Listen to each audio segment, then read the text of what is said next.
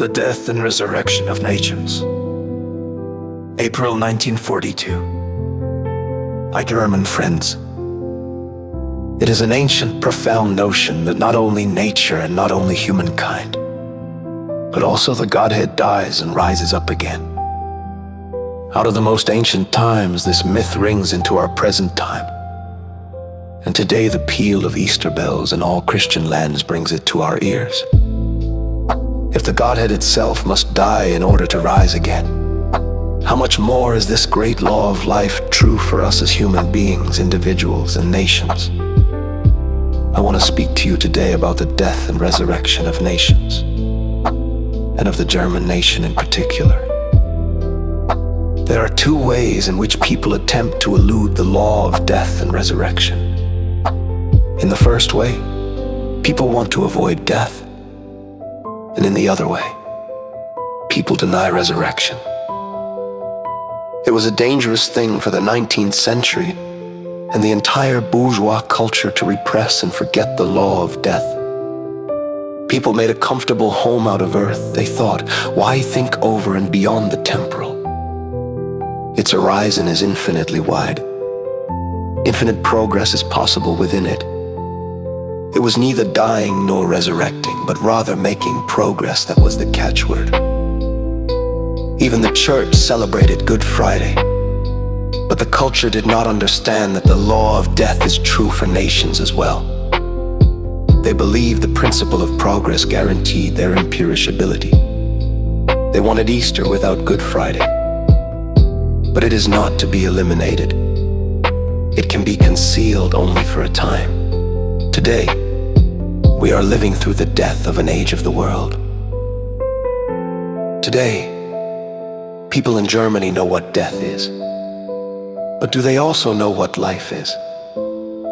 They have learned the first part of the law, death, but they have lost the second part. Resurrection symbols of death dominate the life of the entire nation. An American pedagogue wrote a book entitled Education for Death.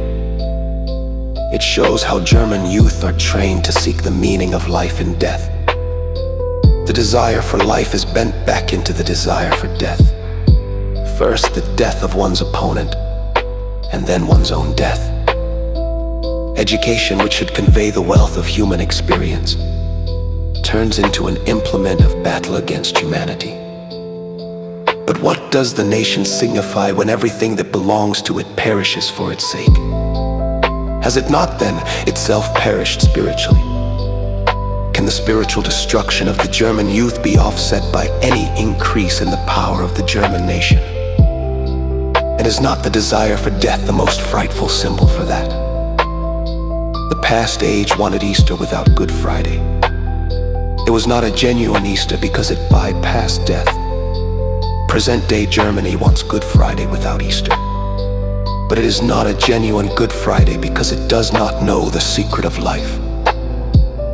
That death is not the end.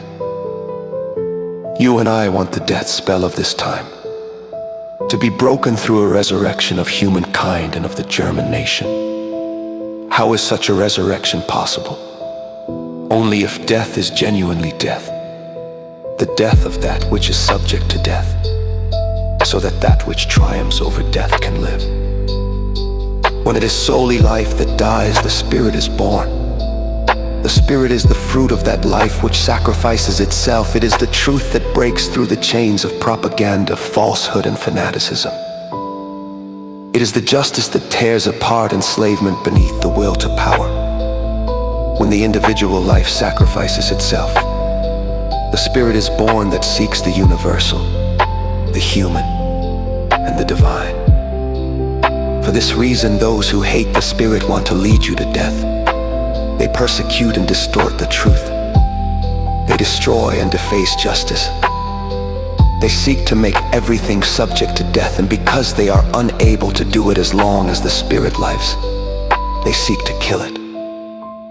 Save the Spirit within you, within your nation, so that out of your death resurrection can arise. If the educators of death are successful in destroying the Spirit, then everything is destroyed.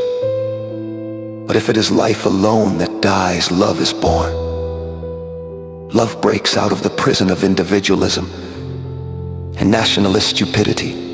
Love goes to another person, even one of a different race, and returns from him richer.